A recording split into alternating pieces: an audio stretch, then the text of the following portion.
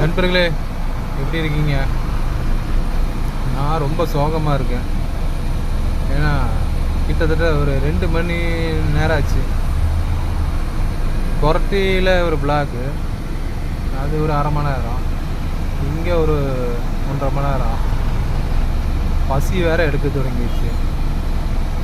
சரி, சீக்கிரமாக போய் வீட்டில் சாப்பிடலாம் சொல்லி இங்கே இந்த மாதிரி ஆள் வேற வழி எடுக்க தொடங்கிடுச்சு. நீங்க எப்போ பாலம் வேலைலாம் முடிஞ்சு மழை வேற ஸ்டார்ட் ஆயிடுச்சு. மழை ஸ்டார்ட் ஆனால் வேலை சோகமாயிடும். இருப்பாகுது.